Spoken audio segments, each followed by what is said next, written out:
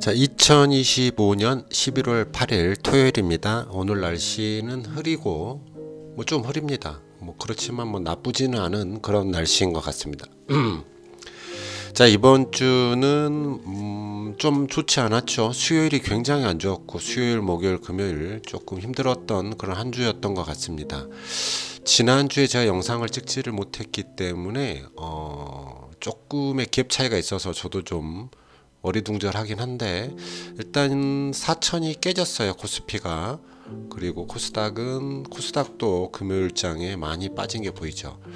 그래서 다섯 종목을 좀 보면 미국도 좀 많이 빠졌죠. 20%까지 올랐던 QQQ가 좀 19%까지 떨어졌고요. YTD로 코덱스 200 같은 경우에는 80%를 넘겼었는데 좀 많이 하락한 그런 모습을 보여줍니다. 이러한 유튜브 썸네일이 있어서 가져봤습니다. 4천 깨졌다고 겁먹지 마라, 7천 간다, 이런 얘기들이 있습니다. 웃고 넘어갑시다. 자, 이번 주는 깜짝 놀랄 만한 게 외국인들이 7조를 넘게 팔았습니다. 물론 개인이 또 7조 4천억 정도 샀네요. 외국인이 7조 2천억 정도 팔았고요.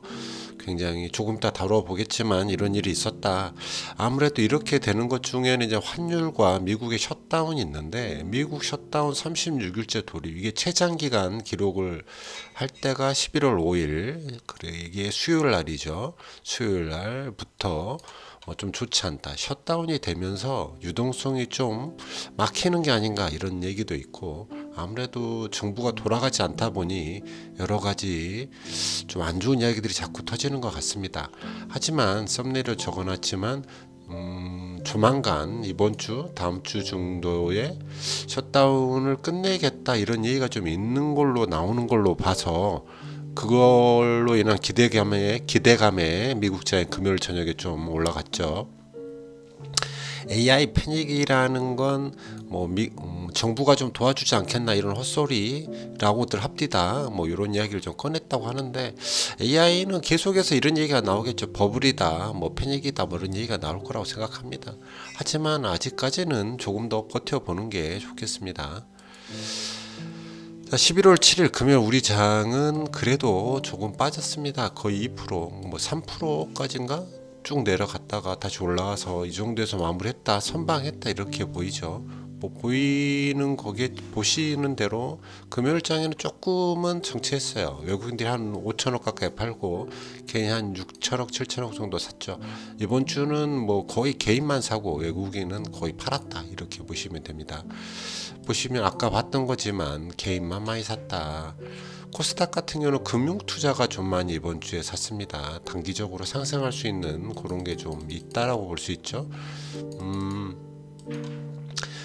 차트 모양을 보면 이번 주에는 그런 얘기를 좀 많이 해야 될 것 같아요. 차트 모양이 거의 비슷한 형태일 텐데, 우리가 언제 고점을 보이는가, 우리가 주봉상 이러한 형태, 꼭지 신호가 나오는 게 있죠. 꼭지를 땄다, 이런 것들, 고점에서 음봉으로 이렇게 내려 꼬라 박을 때 우리는 조금 조심한다. 이건 하락세를 좀 나타낸다고 볼 수 있죠.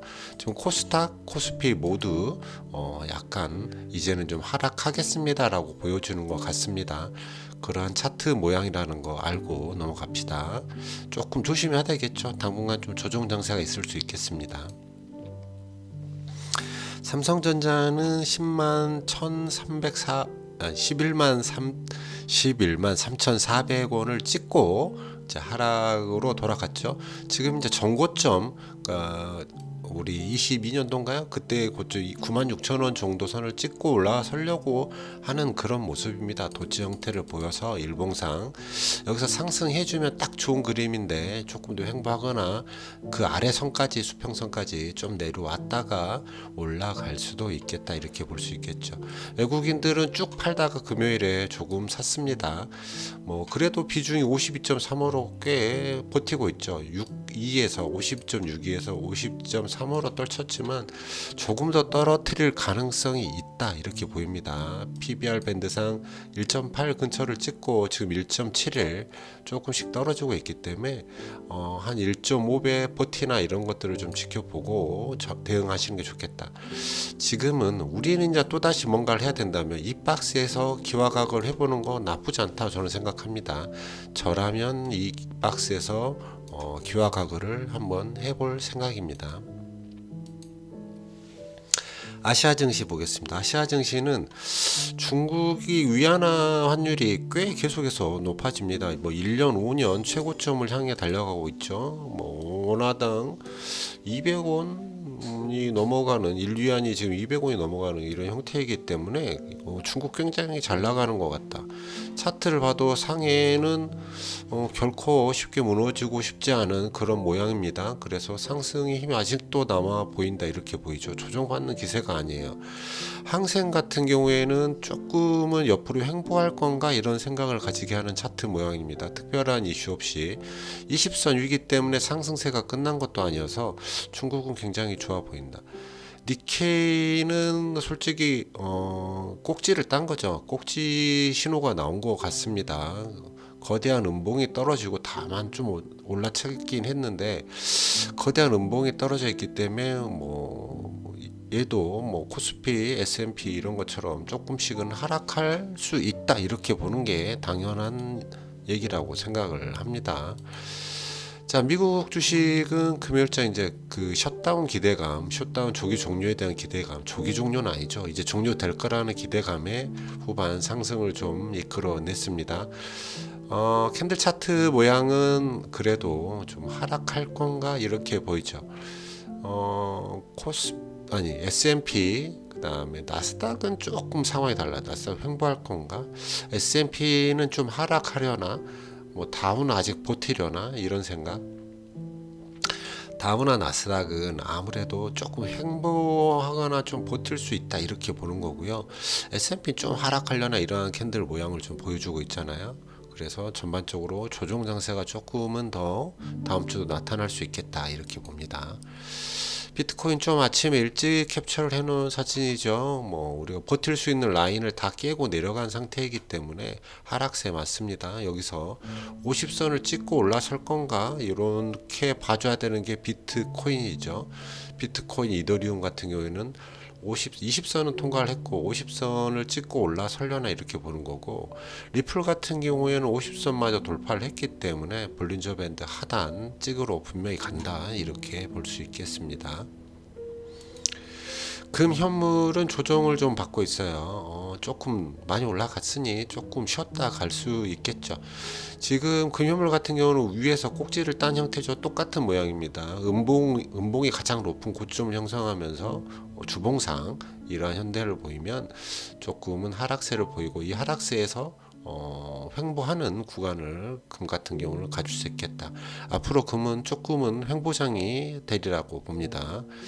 이번 주 그렇다고 뭐 많이 빠진 건 아닙니다. 0.03 정도 빠졌죠.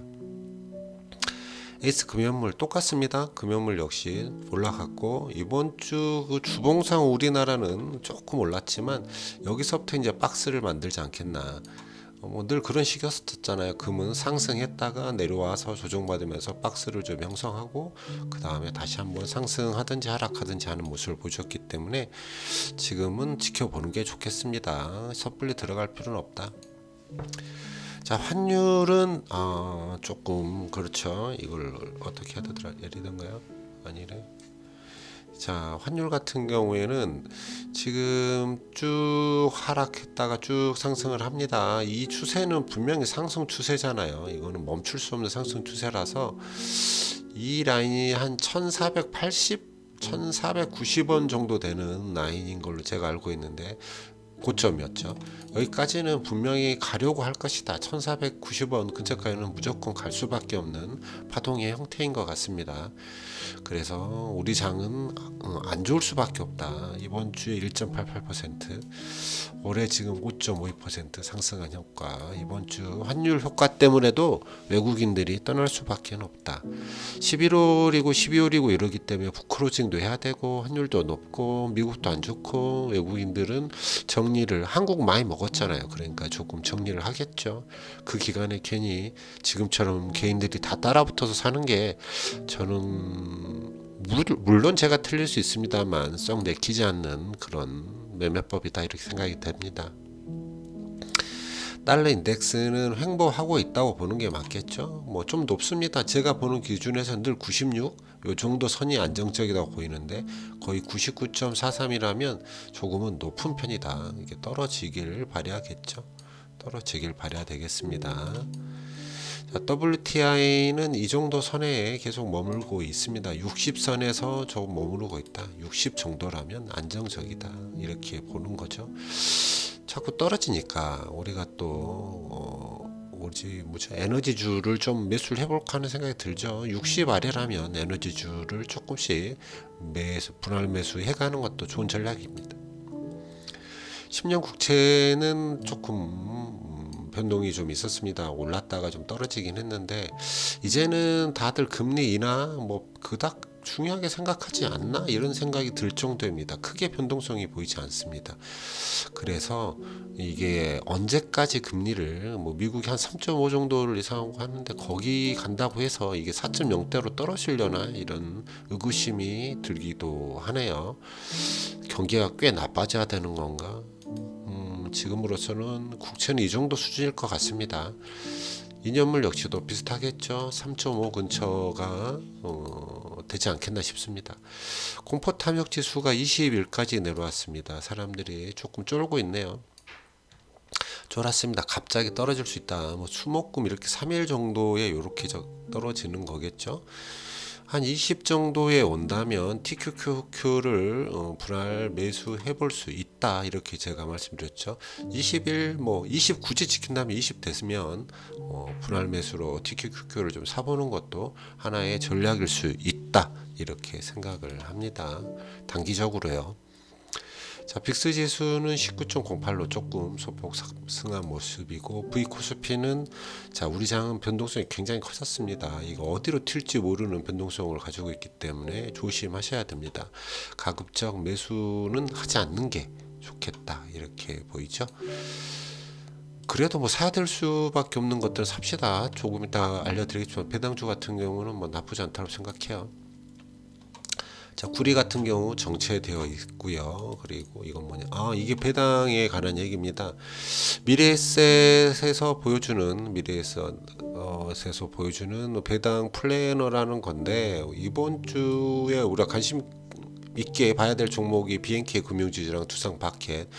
배당률이 네이버에 다 찍히지, 이거 네이버를 끌어 당겨오는 거기 때문에 제가 이게 네이버가 안 될 때 끌어 당겼는지 아무튼 이 정도의 배당률을 보여주고 있다고 합니다. 차트 모양 보면 두산마켓 이 거래량이 좀 안 나오는 종목이지 않나? 거래량이 좀 부족하죠. 어찌 됐든 나쁘지 않은 자리인 것 같다. 뭐 4일 정도 들고 있어서 배당을 받을 수 있다면 이 정도 괜찮지 않겠나? 좀 더 차트를 길게 봐야 될 필요성이 있는데 차트 모양으로는 괜찮은 모습일 것 같습니다. 그래서 뭐 배당을 좀 받고 싶다고 하시는 분들 월요일장에 좋은 가격에 매수해 볼 수 있겠다. BNK 금융지주는 소폭 좀 상승을 했고 뭐 나쁘지 않다. 얘도 지금 뭐 굳이 나쁘다라고 표현하고 싶지는 않습니다. 박스 안에서 하단에서 중앙선을 좀 넘어가는 형태인데 박스 하단 정도에 위치한다면 뭐 괜찮지 않겠나. 나머지 종목들이 있어요. D-16일 남은 포스코홀딩스, 그 다음 D18일 남은 이런 네 종목들도 관심 깊게 봐주시면 좋겠습니다. 자, 투자 성과를 좀 보겠습니다. 일단은 내가 이번 주는 수요일 날인가 영상 캡처를 해놨기 때문에 이런 걸 캡처했기 때문에 조금 뭐 큰 의미가 없습니다. 뭐 쭉 대충 훑어보면 투자 관련 이런 얘기들만 좀 상승을 했다 이렇게 보이고 배당주가 좀 많이 떨어졌잖아요. 이때 제가 배당주 투자하는 것도 나쁘지 않겠다고 생각했던 거고 지금도 DD가 10%로 들어와 있기 때문에 10에서 15% 아니라면 충분히 매수해 볼 수 있는 자리가 아닌가 싶습니다. 자, 그래서 전략자산은 35.20으로 뭐 버티고 있는 거죠. 뭐 이런 정도 버티고 있습니다. 골드 조금 소폭 상승했고 이런 정도 그래프 나타내고 있습니다. 큰 특이점이 없어요. 요새는 제가 지금 관심 있게 보는 거는 이제 제가 투자 관련 계좌에서 투자 관련 종목이 좀 많이 상승을 했죠. KOTC 종목이라 여러분들이랑 큰 상관없는 그런 종목입니다. 자, 금요일장의 종목 수익과 52주 DD를 좀 보면 하나씩 봅시다. 여기는 좀 꼼꼼하게 볼 필요가 있는 것 같아요. 일단 52주 DD를 보면 빅4는 뭐 테슬라, 뭐 마소, 엔비디아 이런 애들이 DD가 조금씩은 떨어지고 있어요. 조금은 10%를 벗어났기 때문에 조정을 받고 있다라고 보는 게 맞겠죠. 추가 매수가 필요하다면 뭐 사볼 수도 있다. 이런 정도. 뭐 팔고 싶으신 분들은 팔 수 있는 자리잖아요. 5%에서 10% 사이라면 매도를 해볼 수 있는 DD가 이런 정도 된다고 보니까요. 자, 퀀트 전략에서는 비트코인 선물 같은 경우가 많이 하락해 있죠.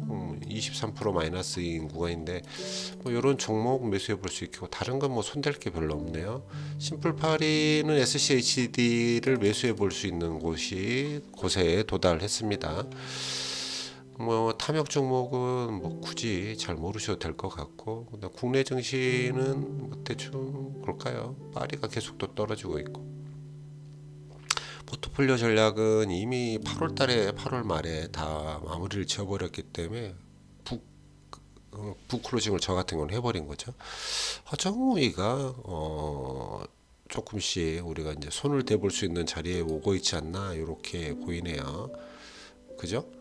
탐욕 종목 역시 무시하셔도 됩니다. 저 개인적으로 그냥 하는 거기 때문에 늘 그래서 탐욕 종목은 YTD가 낮다. 그냥 내비두면 잘 올라가는데 뭔가를 더 벌어보겠다고 넣다 뺐다 하다 보면 오히려 더 손해인 경우가 많더라. 이런 정도인 것 같습니다.